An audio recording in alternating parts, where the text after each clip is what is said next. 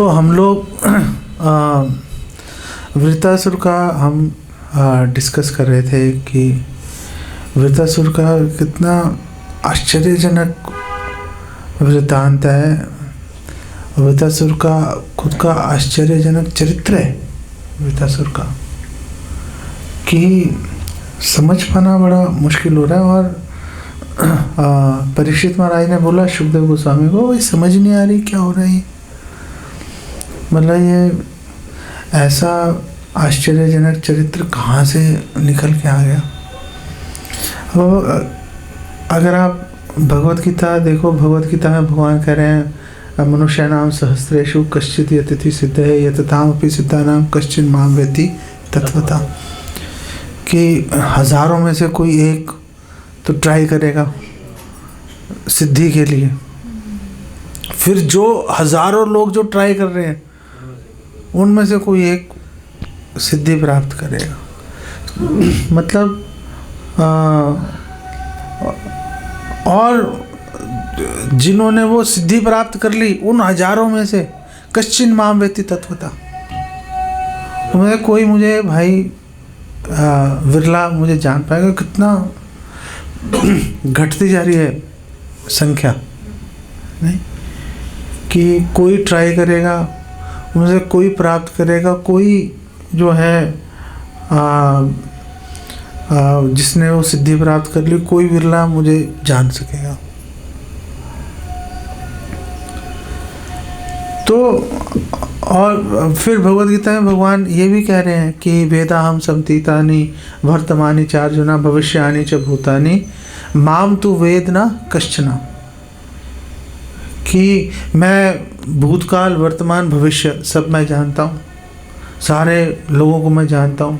कौन क्या चल रहा है, आपके हार्ट में क्या चल रहा है, आपके हार्ट में क्या चल रहा है, आपके हार्ट में क्या चल रहा है, मैं सब जानता हूँ।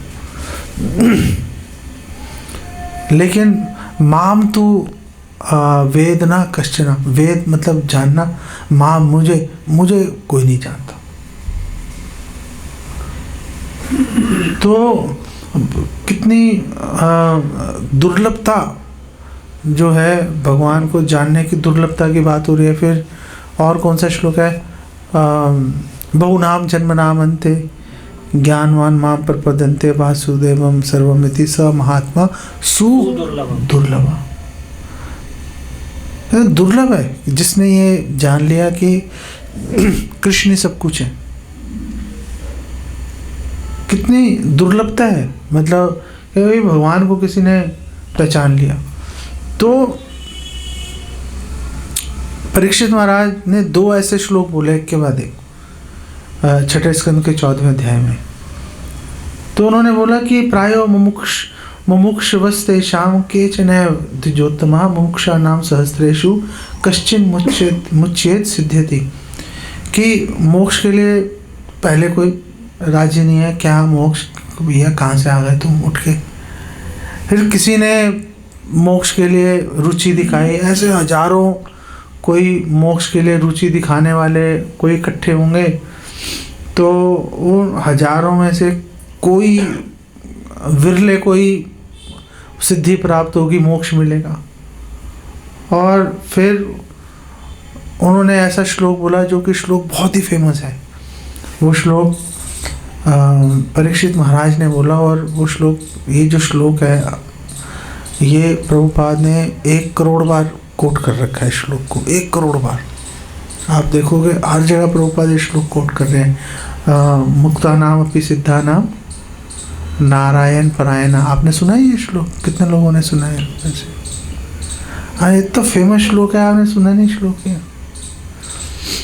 मुक्ता नाम अपि सिद्धा नाम नारायण परायण, फिर सुदुर्लभः प्रशांतात्मा कोटिषु अपि महामुने, कि कोटिषु अपि करोड़ों, हे महामुने करोड़ों लोगों में से, कि जो मुक्त है, जो बोल रहे हैं हम सिद्धि हो गई, जो बोल रहे हैं हमें तो मोक्ष मिल गया भैया, हाँ, उनमें से करोड़ों ऐसे लोग होंगे जो कि नारायण परायण होंगे, जो कि भगवान नारायण की, भगवान विष्णु की, भगवान राम की, भगवान कृष्ण की शरण में जाएंगे। सुदुर्लभ है भैया, मिलेंगे ही नहीं, विरले। और प्रशांत आत्मा, भैया पूरी तरह से शांत है, कभी उद्विग्न नहीं होते, कभी गुस्से में नहीं आते, कभी परेशान नहीं होते। तो आप देखो भक्ति की दुर्लभता देखो। भक्ति एक ऐसी वस्तु है कि भगवान इतने चतुर है, इतने चतुर भी प्रशंसा हो गई, मतलब प्रशंसा मैं करना नहीं चाहता भगवान की। भगवान ऐसा चालाक, चलो बोल लेते हैं, भगवान ऐसा जाल रचते हैं भगवान कि मतलब पानी नहीं मांगता, जो फंस गया हो जाल में, सारे फंसे हुए हैं। आप देखो भगवान ने मन बनाया, मन को हम सुखी करने का प्रयास कर रहे हैं। मन सबसे ज़्यादा सुखी कब होगा? जब हम मन को सुखी बनाने के बारे में सबसे ज़्यादा दिमाग लगाएंगे कि भाई इसको सुखी कैसे बनाएं। मन को, जो अपने मन को सुखी बनाने के बारे में सोचता रहता है उसको क्या बोलते हैं? जो अपने बारे में सोचता रहता है स्वार्थी, सेल्फ सेंट्रिक, स्वार्थी। और भगवान ने जो अपने बारे में सोचता रहेगा मुझे सुखी बनना है, मुझे सुखी बनना है, सबसे ज़्यादा सुखी उसी को बनना चाहिए। ये भगवान ने ऐसा जाल रचा हुआ है, जो स्वार्थी है कभी सुखी नहीं होता। आप देख लो, नहीं क्या भाई, क्या मतलब ये कोई तरीका थोड़े ना। एक आदमी सोच रहा है मैं सुखी बनना चाहता हूँ, भाई तू नहीं बनेगा बेटा सुखी। अब तू ऐसी की तैसी करा ले। जो नहीं बनना चाहता, जो अपने बारे में नहीं सोच रहा, निस्वार्थ है, हाँ मुझे कोई लेना देना नहीं है, वो ये सुखी हो जाएगा अपने आप ही। ये क्यों है? जिसको जो चीज़ चाहिए, ये भगवान की आदत है। और जो चीज़ चाहिए वो तो छीन लेंगे, जो चीज़ नहीं चाहिए वो ले लेना भाई, लेता क्यों नहीं, ले ले। भगवान की आदत है ऐसा करना। भक्ति भगवान ने ऐसी एक मार्केट में जो है छोड़ दिया, भगवान ने प्रचार उसका एक इंट्रोड्यूस कर दिया कि भक्ति कहाँ है, सब जगह है भैया। कोई नियम नहीं है, कोई काल नहीं है। भगवान कृष्ण ने तो फिर भी 2 4 5 पेच लगाए थे बीच में, महाप्रभु ने वो भी हटा दिए। महाप्रभु कह रहे हैं भैया शौच करके आए हो, नहीं करके आओ, फर्क नहीं पड़ा। शौच करके हाथ धोया, मुंह धोया, फर्क नहीं पड़ता, नाम लेते रहो भाई। स्मरणे ना काला, नाम लेते रहो भाई। भैया आपको पेनल्टी लगेगी, आप बीच में आप आ गए। आप अगर नहीं आने से मुझे ज़्यादा संतोष था। मैंने तो जो अपने मन में, इनको कुर्सी दे दो, इनको थोड़ा दिक्कत है, वो सारा आपने डिस्टर्ब कर दिया आपने सारा। फिर चलो बात खत्म हो गई, ये कंधा झुक गया।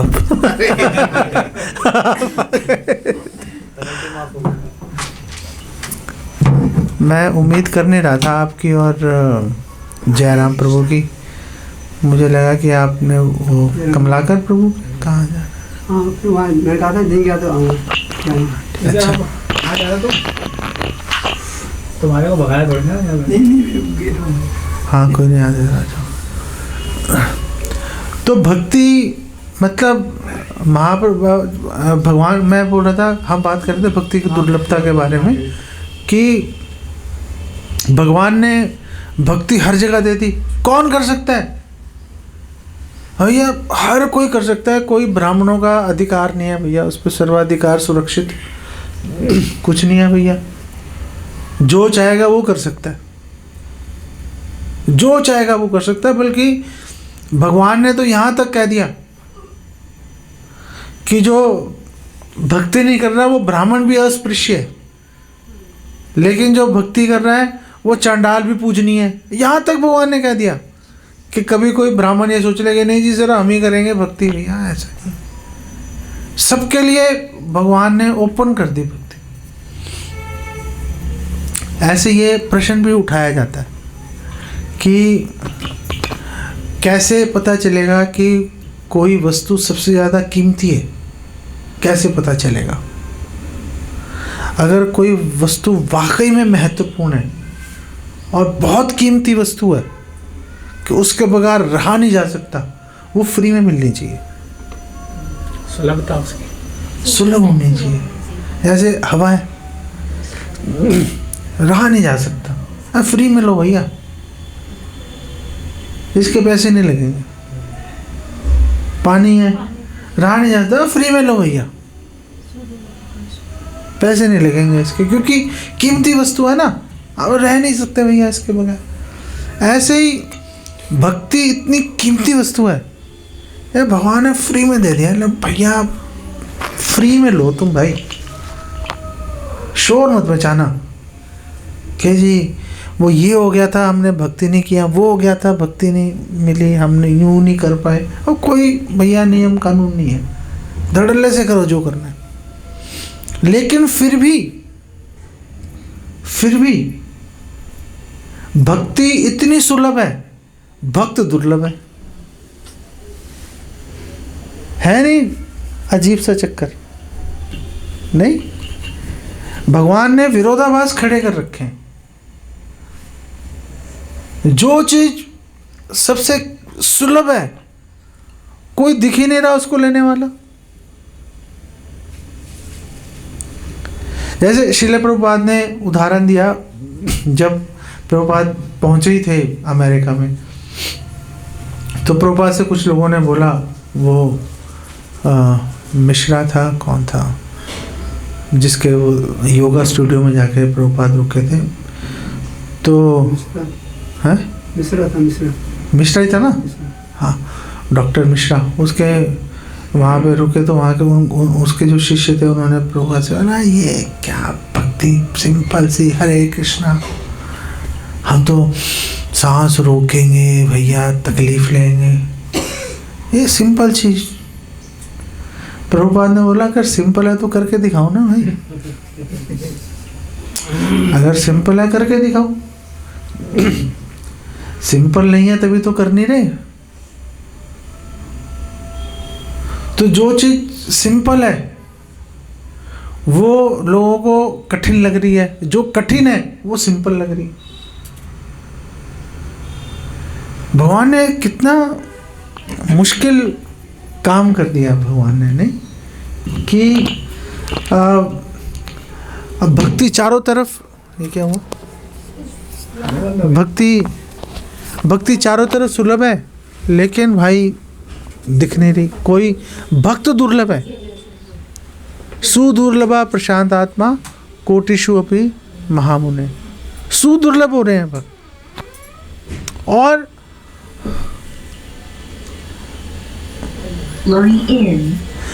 विश्वनाथ चक्रवर्ती ठाकुर बोलते हैं, यहाँ पर विश्वनाथ चक्रवर्ती ठाकुर बोलते हैं, देखो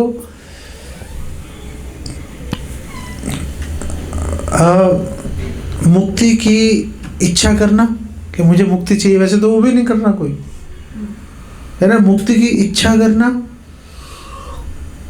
और वास्तव में मुक्त होना बिल्कुल अलग अलग चीजें हैं। इच्छा करते रहो, लेकिन मुक्त होना वो अलग चीज होती है। और फिर उन्होंने बोला देखो सन्यासियों का पतन हो जाता है, सन्यासी गिर जाते हैं नीचे।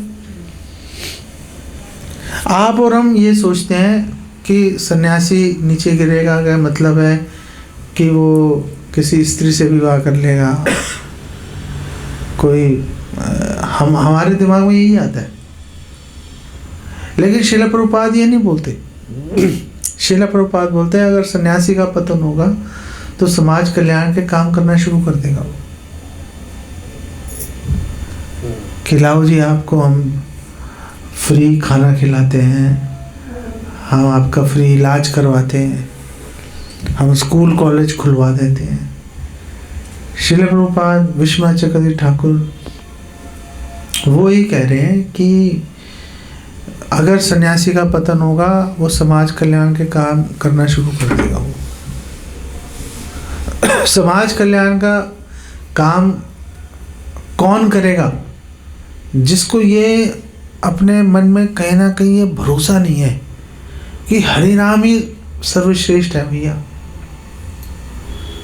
तभी तो वो फ्री खाना खिलाने प्रभुपाद, क्या प्रभुपाद प्रसाद डिस्ट्रीब्यूशन के अगेंस्ट थे? बिल्कुल नहीं थे। लेकिन हम प्रसाद डिस्ट्रीब्यूशन को मेन एक्टिविटी बना देंगे उसके अगेंस्ट थे। प्रसाद डिस्ट्रीब्यूशन मेन एक्टिविटी नहीं हो सकती। मेन एक्टिविटी हमारी जो प्रमुख कार्य है वो हरि नाम ही रहेगा हर हालत में। इसमें कोई क्वेश्चन नहीं, इसमें कोई क्वेश्चन नहीं।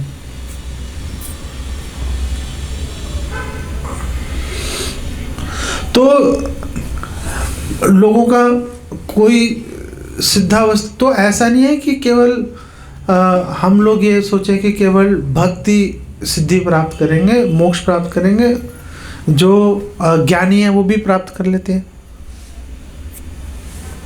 लेकिन क्योंकि उनका जो मोक्ष है वो उसमें दोष है, जो ज्ञानियों का मोक्ष है उसमें दोष है, इसीलिए वो जो मोक्ष है जो कि ये माना जाता है कि ये शाश्वत है, क्योंकि उसमें दोष है इसलिए वो शाश्वत नहीं रहता। नहीं, भागवतम में ब्रह्मा जी कह रहे हैं ना 10.2.32 में, वो भी बहुत फेमस श्लोक है, ये ने अरविंदाक्ष विमुक्त मानेनास, कि आप सोच लो कि मैं तो मुक्त हूँ। हमने ये सोच लिया कि हम तो मुक्त हैं जी, हम सोच सकते हैं हमें तो कोई अब किसी से कोई आसक्ति, हम तो मुक्त हो गए अब। ये ने अरविंदाक्ष विमुक्त मानेनास त्वयि अस्त भावात अविशुद्ध बुद्धिया, उसकी बुद्धि अविशुद्ध है, उसकी बुद्धि में दोष है, कल्मश है उसकी बुद्धि में। क्या कल्मश है? कि कल्मश क्या है कि अनादृत युष्म दंग्रय, उन्होंने आपके चरण कमलों की अवहेलना कर दी। हे अरविंदाक्ष, ये ब्रह्मा जी खुद सामने से भगवान को बोल रहे हैं, ये भगवान है, ये ब्रह्मा जी खड़े हैं सामने भगवान को ही बोल रहे हैं कि हे अरविंदाक्ष। कई लोग सोच सकते हैं कि हम तो मुक्त हैं, बट अनादृत युष्मत अंग्रया, युष्मत मतलब आपके, अनादर कर दिया चरण कमलों का। और वो सोच लें आरूह्य क्रिश्चियन परम परम तत्, परम पदम तत्, आरूह्य क्रिश्चियन, कि वो सोच ले कि हम तो परम पद को हमने प्राप्त कर लिया, हमारी मुट्ठी में है परम पद, लेकिन पतंती अधो, नीचे गिरेंगे भाई, वो नीचे गिरेंगे। वो जो शाश्वतता का गुण है मोक्ष के अंदर, वो इस दोष के कारण वो शाश्वतता का गुण ही विलुप्त हो गया, खत्म हो गया। तभी तो पतंती, तभी तो नीचे गिरे। अगर शाश्वत था मोक्ष तो फिर नीचे कैसे गिर गए? भगवान के चरण कमलों का अनादर कर दिया। तो भगवान के चरण कमलों का अनादर ऐसे नहीं होता, ऐसे भी होता है। क्या भगवान हम नहीं मानते, वो तो अनादर है ही। लेकिन भगवान के चरण कमलों का अनादर वो भी कर रहे हैं जो आदर भी कर रहे हैं, और साथ में वो बोल रहे हैं कि समाज कल्याण का काम भी उतना ही इम्पोर्टेंट है, या ज़्यादा महत्वपूर्ण है, या उतना ही महत्वपूर्ण है। वो भी अनादर है। अरे नहीं है भाई, कुछ और इम्पोर्टेंट, एक ही काम इम्पोर्टेंट है भाई, सीधी सी बात है। एक ही काम महत्वपूर्ण है, वो है भगवान के चरण कमलों की सेवा, जो कि हरि नाम से होगी। एक ही काम इंपॉर्टेंट है। तो जिसने अनादर कर दिया, तो ऐसा नहीं है कि सिर्फ ज्ञानी नीचे गिरेंगे, भक्त भी नीचे गिरेंगे। ऐसा नहीं है कि हम बच गए, ऐसा नहीं है। जब तक हमारे माइंड के अंदर ये नहीं आएगा कि भगवान की भक्ति करना, भगवान हरि नाम का जप जो है और भगवान का गुणगान करना, वही सर्वोच्च है, बाकी गौण है। कोई भी काम करेंगे पहले भगवान का गुणगान करेंगे, फिर दूसरे काम करेंगे। दूसरे काम इसलिए करेंगे ताकि लोग भगवान का गुणगान करने के लिए, जब हम गुणगान करें तो इकट्ठे हो जाएं, इसलिए करेंगे। जब तक ये विचार अपने माइंड में हम लेके नहीं आएंगे, तब तक बात नहीं बनेगी। तो ये जो विचार है कि भगवान का गुणगान करना और बाकी और काम भी महत्वपूर्ण है, इसको बोलते हैं कि श्रद्धा में कमी है। इसको श्रद्धा में कमी बोलते हैं। और कटु भाषा में बोला जाए तो अश्रद्धालु है भाई ये। माला हाथ में है लेकिन अश्रद्धालु है। हमारे लिए अश्रद्धालु की परिभाषा ये है, हम ये सोचते हैं कि जो मंदिर नहीं जाता जी, जो भगवत गीता भागवतम नहीं पढ़ता, जो हरि नाम नहीं लेता, वो अश्रद्धालु है। नहीं, हमने परिभाषा चेंज कर दी अश्रद्धालु की। जो समाज कल्याण के काम को भगवान के नाम के, भगवान के गुणगान के साथ जिसने लाके खड़ा कर दिया, उसके साथ तुलना कर दी, वो श्रद्धालु है भैया। सीधी सी बात है। लेकिन कैसे पता चलेगा, कैसे पता चलेगा कि हम रास्ते से भटक तो नहीं गए? ये कैसे पता चलेगा? तो अगर आप ये नहीं पता लगा सकते तो सावधान रहो, तो पंगा मत लो, हरि नाम पे फोकस करो, भगवान के गुणगान पे फोकस करो। अगर आप ये पता नहीं लगा सकते, अगर आप ये इस चीज़ की जिम्मेदारी अगर आप नहीं उठा सकते कि भैया हमें क्लियर है कि भगवान का नाम, भगवान सर्वोच्च है, बाकी जो भी काम है वो उसके निमित्त है, जब तक ये अगर आपको हल्का सा भी डाउट है तो पंगा मत लो भाई, कोई रिस्क मत उठाओ। केवल और केवल भगवान के नाम पे और भगवान पे फोकस करो। जो रिस्क उठा सकते हैं विरले, उनको उठाने दो। आप वो रिस्क उठाने की जहमत मत उठाओ। आपका काम है, अगर कन्फ्यूजन है, अगर हमें सोच नहीं आ रहा, पता नहीं ये काम करें ना करें, पता नहीं इससे क्या होगा नहीं होगा, भैया क्लैरिटी नहीं है, सीधा भगवान के नाम पे फोकस करो, और कुछ करने की जरूरत नहीं है। भगवान के अर्चन से भी ज़्यादा महत्वपूर्ण भगवान का नाम लेना है। गौड़िया वैष्णव जो हैं, हम भगवान का अर्चन कर तो रहे हैं, लेकिन गौड़िया वैष्णव सिद्धांत भगवान के अर्चन के ऊपर नहीं जाता। गौड़िया वैष्णव जो हैं वो भागवत विधि का पालन कर रहा है, वो नारद पंचरात्र का पालन नहीं कर रहा। वो नारद पंचरात्र का पालन हम कर रहे हैं केवल और केवल नए भक्तों के लिए, कि भगवान को ऐश्वर्य से हम श्रृंगार कर रहे हैं, लोग आएंगे, आकर्षित होंगे, भीड़ बढ़ेगी, जो कि बढ़ती भी है भीड़। लेकिन गौड़िया वैष्णव अर्चन भगवान के अर्चा विग्रह की जो है अर्चन के लिए नहीं है। हमारा वो मकसद नहीं है। हमारा मकसद भागवत विधि है। भागवत विधि का मतलब भगवान का नाम लो, भगवान के बारे में गुणगान करो। इसमें धीरे धीरे क्या होता है, अगर हम सावधान नहीं रहे तो धीरे धीरे जो है दोष आ जाता है हमारी सोच के अंदर। हमें पता भी नहीं चलता, हमारी श्रद्धा कलुषित हो जाती है। इसलिए तो बोला है, हमारे आचार्य बोल रहे हैं कि बहु जोनि यदि करे श्रवण कीर्तन तो भी तो ना पाए कृष्ण पदे प्रेम धन। कि बहुत योनियों तक, बहुत वर्षों तक नहीं, कई जन्म ही लगा दिए भगवान का श्रवण करने में, कीर्तन करने में। लेकिन अगर श्रद्धा में कमी आ गई, अगर समाज कल्याण को और एक्टिविटीज़ को हमने सोचा है ये भी उतनी महत्वपूर्ण है, नहीं है भैया, महत्व क्लियर हमारे दिमाग में होना चाहिए। अगर हमने सोच लिया महत्वपूर्ण है तो भी तो ना पाए कृष्ण पदे प्रेम धाम। बहुत सारी चीज़ें मिलेंगी लेकिन कृष्ण प्रेम नहीं मिल पाएगा। जो हम तो कृष्ण प्रेम के पीछे ही भाग रहे हैं ना। एटलीस्ट हमने बीच में एक टाइम ऐसे आया था जब हमने ये सोच लिया था ये कृष्ण प्रेम बहुत ज़रूरी है भाई, वही चाहिए कृष्ण प्रेम।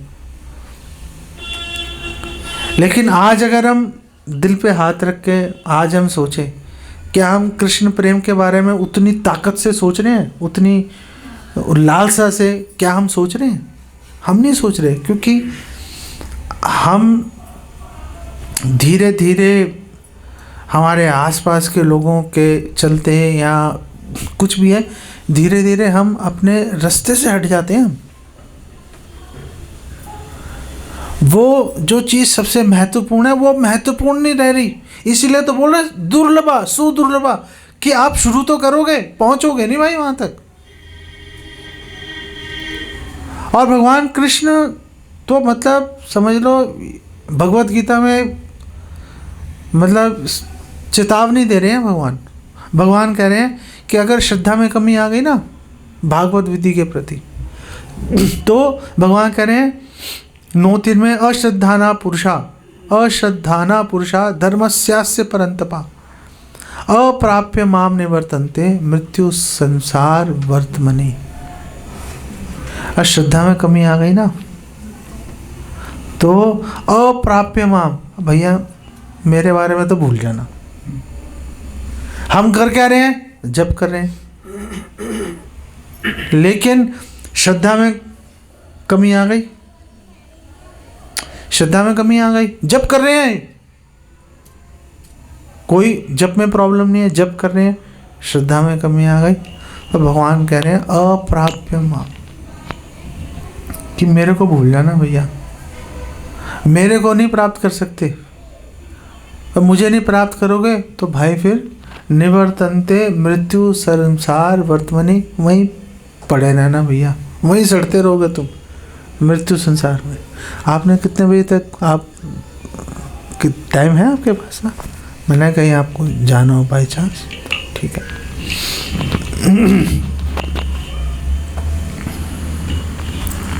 ऐसा क्यों है कि मतलब भगवान के प्रति श्रद्धा में कमी आ जाएगी?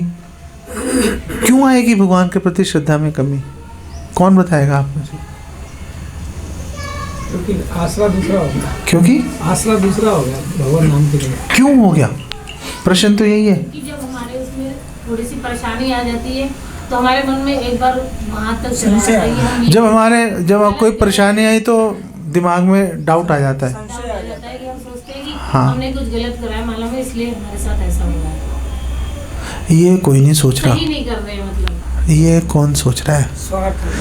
माला तो आप सब परफेक्ट कर रहे हो, अब पता नहीं किस कारण से प्रॉब्लम आ रही है।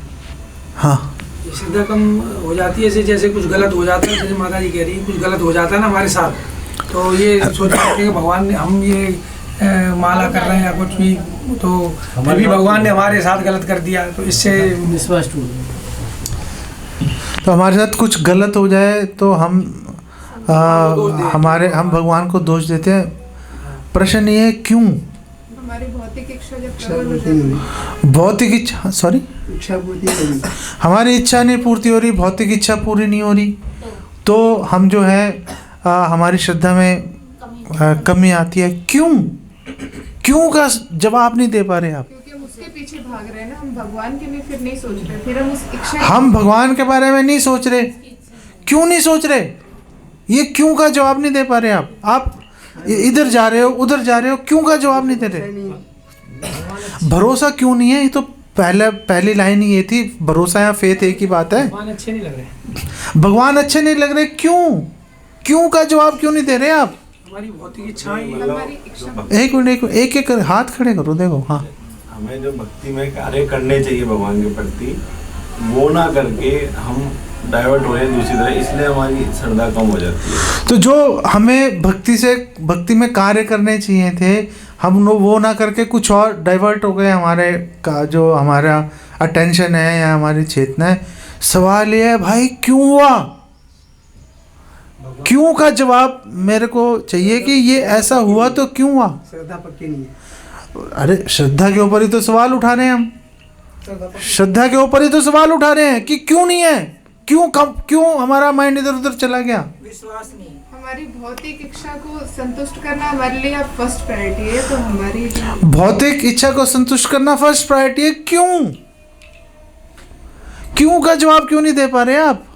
क्योंकि अभी जो प्रेम है, क्यों का जवाब दो। क्योंकि अभी हम ना उसी के आसपास। आप लक्षणों पे बात कर रहे हो, जड़ पे नहीं जा रहे आप देखो, मैं आपको, हो सकता है आप में से कोई उसका आंसर दे भी दे, बड़ा सिंपल है। जब मैं आपको आंसर दूंगा आप बोलो हो ये भी कोई आंसर होता है, ये भी मैं बता दूं आपको। लेकिन आप पूर्ण रूप से निर्भर नहीं है अभी भगवान पे। हम पूर्ण रूप से निर्भर नहीं है। क्यों?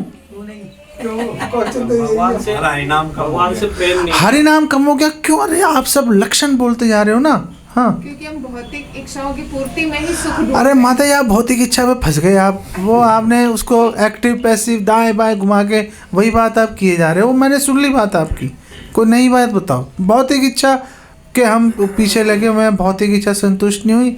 मेरा सवाल है कि हम उसके पीछे जा क्यों रहे हैं, जो ऐसा क्यों हो गया? क्योंकि हमें लगता जीव का जो धर्म है ना, वो कार्य नहीं कर रहा। जो आपने बताया, यार क्यों जीव का धर्म कार्य नहीं कर रहा भाई? क्यों नहीं कर रहा? प्रेम नहीं है ना भगवान से। और प्रेम क्यों नहीं है भाई? वो प्रेम कहाँ चला गया, कैसे घट गया? क्यों का जवाब चाहिए मुझे, वो बताएगी नंदिनी। हाँ, हमारे पिछले पुराने जन्मों के कोई कलमश की वजह से भी हमारे पिछले जन्म के जो कर्म है, प्रारब्ध, जो अनर्थ है, उन्होंने ऐसा डाला, तो इसका मतलब अनर्थ भक्ति से बलवान हो गए, भक्ति को ढक दिया हो, तो भक्ति में लांछन आ गया। वो नहीं हो सकता। हाँ जी, हाँ आप बोलो। रोजी जैसे हम ना भगवान से जो इच्छा एक सिंपल आंसर ढूंढो भाई, एक सिंपल आंसर ढूंढो। आप सबको पता है। हाँ, हम भगवान जैसे सुख की कामना करते रहते हैं, अचानक दुख आ जाता है तो बस हम संदेह कर देते हैं कि अरे माता जी, आपने ये बात कितनी बार बोलोगे? ये तो मैंने सुन ली आपकी बात। शास्त्रों पे विश्वास नहीं रहा। शास्त्रों पे विश्वास नहीं रहा। क्यों नहीं रहा भाई? क्यों का आंसर नहीं दे पा रहे ना आप। मन का सेटिस्फेक्शन, मन सेटिस्फाइड है कि नहीं है? वही तो कह रहा हूँ। वो तो भोग इच्छा की बात आ गई ना, भौतिक इच्छाओं की। क्यों का आंसर नहीं दे पा रहे? क्यों का आंसर चाहिए। ये सारे काम हमारे भोग इच्छा की तरफ मन जा रहा है, वहम आ जाता है, संदेह आ जाता है, कोई कष्ट आ जाए तो, है ना। तो और हम शास्त्रों पे संदेह, शास्त्रों में श्रद्धा कम हो जाती है। ये सारे क्यों ये लक्षण आ रहे हैं? हमने सरेंडर नहीं किया अपने आप। क्योंकि मैं सरेंडर नहीं किया। तो सरेंडर क्यों नहीं कर पाए हम? संग नहीं कर पा रहे एक्चुअल में। संघ का मतलब क्या है? अभी आप 70% पे पहुंच गए। संघ का, भक्तों के एसोसिएशन का मतलब क्या है? चलो इस पे आ जाता हूँ अब। संगस तो पजाए थे कामा। जैसे अरे मुझे ये बताओ, अब भक्तों के संघ का मतलब क्या है? आप भक्तों के संघ से क्या मतलब निकालते हो?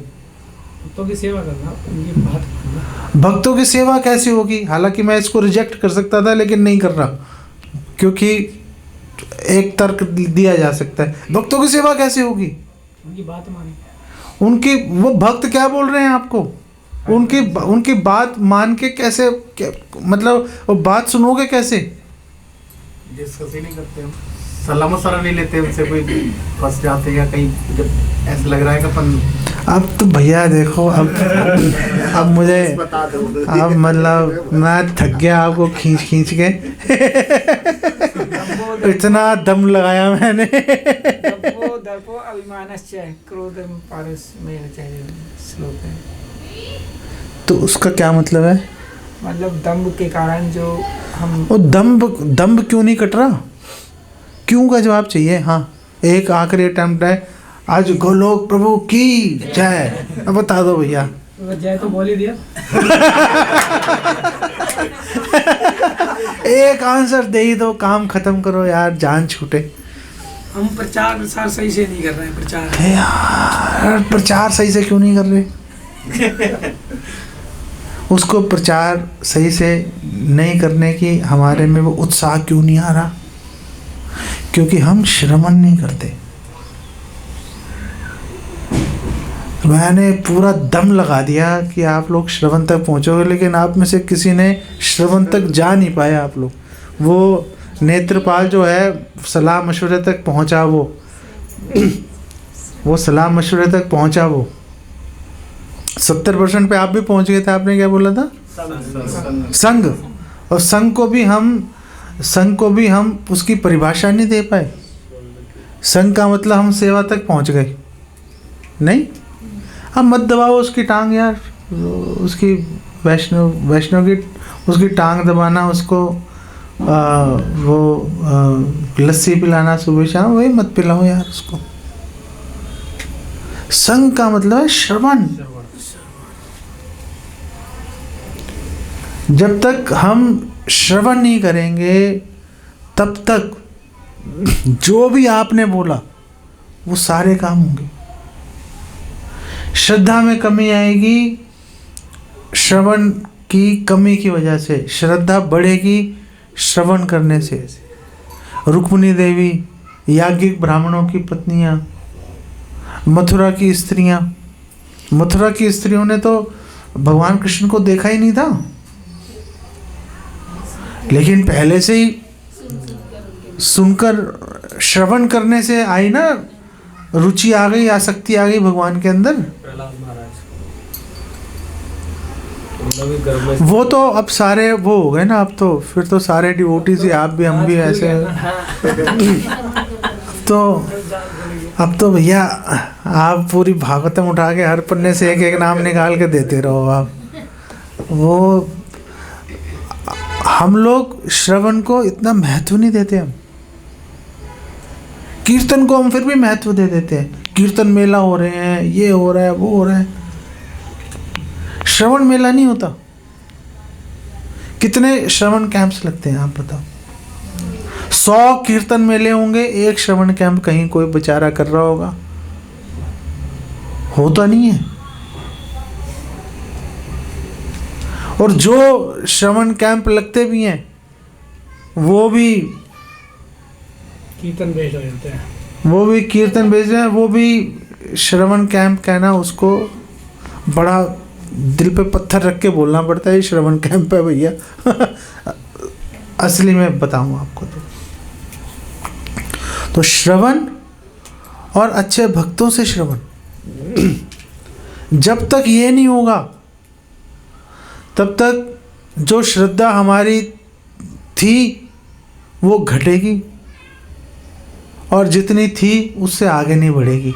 2 काम होंगे अगर श्रवण के ऊपर हम ध्यान नहीं देंगे। सिंपल आंसर है, हम सबको पता है। पहला कदम ही वही है। जनरली देखा भी, जो भी सेवा में नहीं कर पाते उनका मेन श्रवण ही छूटता है, तभी वो सब चीज़ें छूटती थी। श्रवण छूटेगा। जितने कीर्तनीय हैं वो सारे कीर्तनियों का दिमाग क्यों खराब होता है? क्योंकि जितने कीर्तनीय, जितने तो चलो 100% हो गए, 99 बोल देता हूँ, एक को छोड़ देता हूँ बीच में। जितने कीर्तनीय हैं वो सब श्रवण शुरू होते ही गायब हो जाते हैं। आपने देखा, जो कीर्तनीय है, जैसे ही भागवतम क्लास शुरू किया, आपको भागवतम क्लास में एक भी कीर्तनीय दिखाई नहीं देगा आपको। कभी देखा आपने कोई कीर्तनीय को भागवतम क्लास में? वो तो कहते हैं जी हम तो हरि नाम में मगन हो चुके, हम तो ऐसी लागी लगन मीरा हो गई मगन, हम तो मगन है भैया। वो तो यूं सोचते हैं, वो ऐसा। श्रवण से बढ़ेगी। और भगवान कृष्ण भगवद गीता में बोल रहे हैं, भगवान कृष्ण बोल रहे हैं, श्रवण से तो हम भगवान के बारे में जानेंगे। अगर श्रवण नहीं करेंगे तो भगवान के बारे में जानेंगे कैसे? कि साथ में हरि नाम भी साथ में हमारा इक्वल इम्पोर्टेंट है। श्रवण जो है वो हरि नाम कीर्तन को पुष्ट करेगा। गोल हमारा 24 घंटे हरि नाम करना ही है, लेकिन वहाँ तक पहुँचेंगे कैसे? श्रवण से पहुँचेंगे। यहाँ एक रोजी ये मतलब शंका आ सकती है कि श्रवण के लिए भी श्रवण उपलब्ध भी है, उसके बाद भी साधकों का उसकी ओर आकर्षण ना हो पाना, ये भी तो क्यों में आ जाता है ना। हाँ, तो हम श्रवण नहीं कर रहे ना, क्योंकि हम श्रवण के महत्व को नहीं गिनते। पहली बात है, आपकी बात में जो आपका एजम्पशन है कि श्रवण उपलब्ध भी है, ऐसा नहीं है भैया।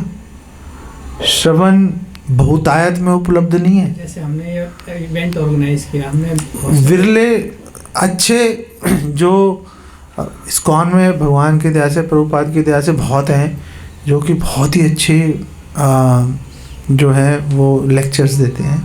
ऐसा नहीं है कि नहीं है, लेकिन उनके लेक्चर अटेंड करने वाले भी विरले ही हैं अभी भी। ऐसा नहीं है कि लोग टूट पड़ रहे हैं भी टूट पड़ने वाले कई महाराज हैं, कई ऐसे हैं जो लोग टूट भी रहे हैं, लेकिन इतने भी नहीं टूट रहे भाई। कोई 100, 200, 500, 1000 बंदा पहुंच जाएगा। श्रवण कैंप इतने तक सीमित रहता है। कीर्तन मेला में पता चला और 5000 लोग झूम रहे हैं, नहीं, श्रवण के अंदर नहीं होता। जहाँ पे आप फिलॉसफी की, जहाँ पे आप भगवान के बारे में बात करना शुरू करोगे, संख्या एकदम से नीचे गिर जाती है। वो संख्या एकदम से खड़ी नहीं रहती अपनी जगह पे। फिलॉसफी डिस्कशन में जो अवेलेबल होते हैं वो भी पूरी कॉन्शियसनेस के साथ अवेलेबल नहीं हो पाते। वो भी दिमाग उनका कहीं और चल रहा होता है, बैठे होते हैं, दिमाग कहीं और चल रहा होता है।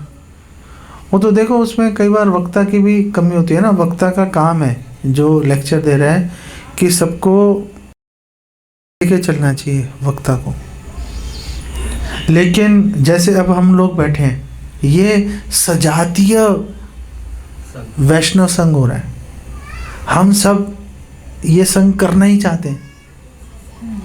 कई बार मंदिर में क्या होता है, मंदिर में सजातीय संघ बहुत मुश्किल से मिलता है। मंदिर में तो हर कोई आ रहा है, हर कोई बैठ के वहाँ पे बैठा हुआ है। अब किसी का कोई इस तरह, किसी का कोई इस तरह, किसी की किसी चीज़ में रुचि है, किसी की किसी चीज़ में रुचि है। अब वक्ता बेचारा किस किस को खींचेगा।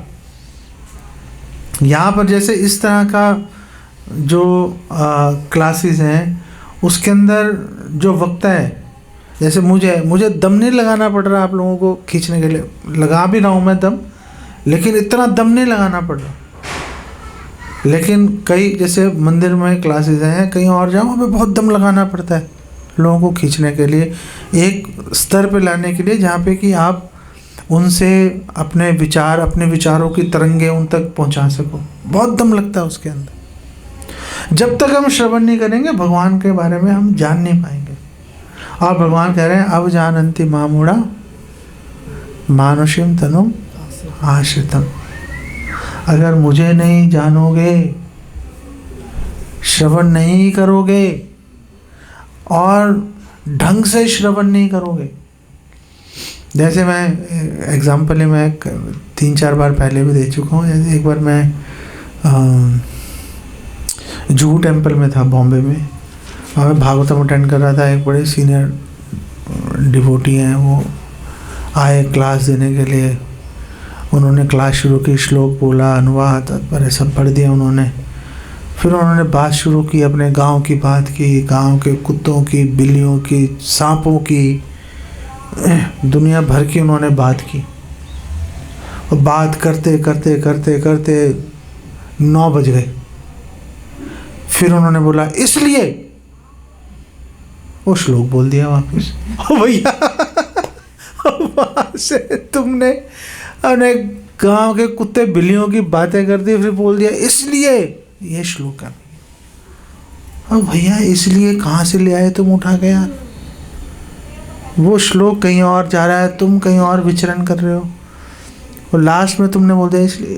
तो ऐसा नहीं है कि मतलब हर जगह बहुत ही, मैं बोल रहा हूँ बहुत अच्छे अच्छे भक्त हैं इस्कॉन के अंदर, जो कि बहुत मतलब हम तो उनके सामने सूर्य के सामने दीपक है, वो भी बुझे हुए, ऐसे ऐसे लोग बैठे हुए हैं। लेकिन उनसे लोग सुन नहीं रहे। सुनने के लिए वो लालसा जो है कि भैया 10 काम गए भाड़ में, पहले ये काम करेंगे, क्योंकि ये इम्पोर्टेंट है भाई, ये काम करना ही है अपने, कोई क्वेश्चन नहीं है भाई। क्योंकि जब तक हम सुनेंगे नहीं, हम भगवान के बारे में जानेंगे नहीं, और जब हम भगवान के बारे में नहीं जानेंगे, अब जानती मामुड़ा मानुषिम तनुम आश्रितम। भगवान ये भी तो है, ददामि बुद्धि योगम, भगवान बुद्धि देंगे तब समझ में आए। तो जब तो ये भी कह रहे हैं ददामि बुद्धि योगम, कि भगवान कह रहे हैं मैं तो दूंगा बुद्धि। भगवान बुद्धि देंगे जब आप बोधयंतम परस्परम करोगे। पहले बोधयंतम परस्परम है, फिर ददामि बुद्धि योगम है कि आगे कैसे बढ़ना है। अब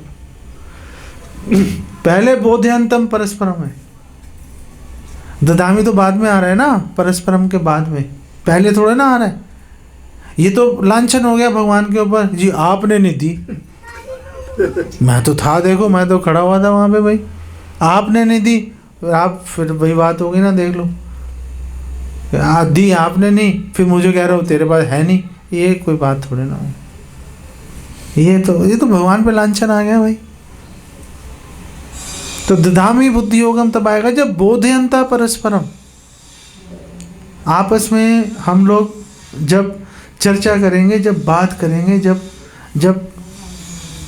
आगे बात से बात निकलेगी, जब